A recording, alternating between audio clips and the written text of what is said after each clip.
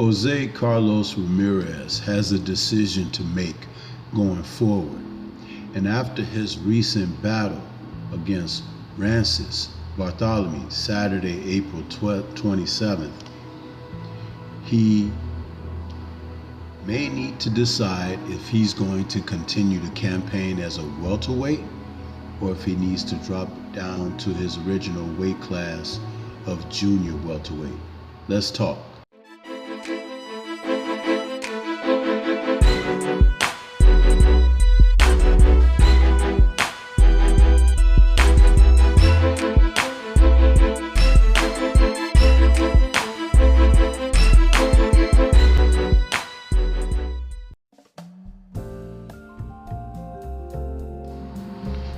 After taking in the welterweight battle that was Jose Carlos Ramirez taking on Barthelemy this past Saturday, April 27th, I've come to the conclusion that sometimes matches like this are necessary for certain fighters if they've been away from the ring a little while, or other fighters that are trying to fight for a payday, a purse, and they can entertain the boxing public as well as whet the appetite for what could be next or down the line.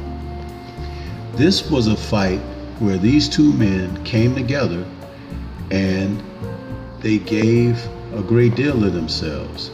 When it comes to Ramirez, he doesn't shy away from aggression and the opportunity to show machismo. But in that is also a vulnerability where sometimes he doesn't look out for his own best interests. In the case of Barthelemy, he seemingly showed that he was just happy being able to display that he could hurt his opponent, but not necessarily win the fight or end the fight.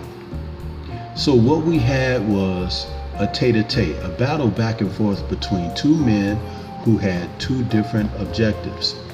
And I couldn't understand for the life of me, once the two fighters came to meet, their records have now changed, but have their attitudes changed about what they do in their profession. When it comes to Ramirez, his record of 29-1 now with 18 KOs is still top for him.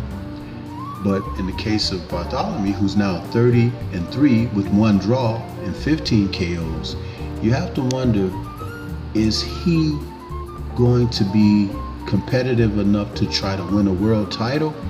Or is he just going to be a man that can be brought in as an opponent? That's a dangerous place to be in the sport of boxing, because you get hit, you get punched in the face for a living. And taking damage, taking punishment is not something that you really want to be doing in the sport like this. You want to give it out. Remember, the original adage was to hit and not be hit, not to cover up and be pounded upon like he had allowed himself to be for so many of the rounds during this fight by Ramirez. Ramirez didn't show enough punching power at this weight that he could really hurt Barthelemy as far as getting him out of there. Yeah, bumps and bruises, solidly scoring shots that make the crowd go ooh and ah and snap a guy's head back. That's all fine. But if you don't have a means of getting your opponent out of there, sometimes the tide can turn, especially for a fighter who's now 31 years of age. And that kind of happened in this fight, where Ramirez was able to open up with some straight lefts down the pike, knowing that Ramirez had difficulty just a few fights ago when he fought Josh Taylor. He was even dropped by Josh Taylor, and Josh Taylor is a southpaw. Barthelemy, who's an orthodox fighter who can switch to southpaw, opened the fight up, fighting out of the southpaw stance, and competed the majority of the night. He just switched to orthodox a couple of times during the fight, only to give Ramirez a different look. But the effectiveness came when he let his hands go.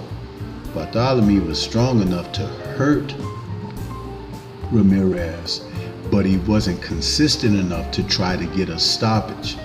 He was overly aggressive in the round where he dropped Ramirez and flirted with having a point deduction because he continued to punch after Ramirez went to the canvas.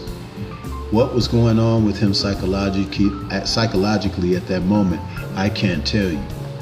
But as I watched the rest of the fight, I could see clearly he's not the smartest guy, the sharpest knife in the drawer. And once, finally, Ramirez made a slight adjustment to those straight lefts, he completely controlled the fight the rest of the way. But not before taking too many of those lefts. Ramirez took lefts totally unnecessary, and he would probably say he wasn't hurt, but they were buzzing him. And the fact that Barthelemy wasn't anxious to go in and do more was his safekeeping. But you can't expect to continue to fight fighters like that, especially in the welterweight division, where there are some mad killers and punchers, guys who will break you down in that division. And when he had trouble against Josh Taylor, who is a big junior welterweight, but not a real true welterweight, it made me wonder. I think that Ramirez would be better off campaigning at 140 pounds. But that is probably not what Golden Boy has in the future plans for him. But it is something worth considering, because he is a vulnerable fighter that takes shots, and if someone can clean him up with some real power, he's going to find himself in some serious trouble.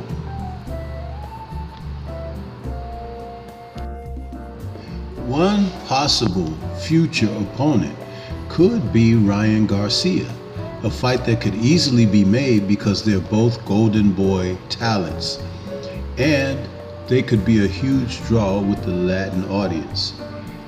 Would that be something in the cards that Oscar may be thinking about? Quite possibly. But what do you think? This is Stormy B-Man. Shout out to the mighty LDBC and Liberated Perspective, a third eye view of the world. For more content such as this, please like, comment, subscribe, and share. Let me know what you think should be next for Jose Carlos Ramirez. Peace to everyone out there, and everyone please remain safe.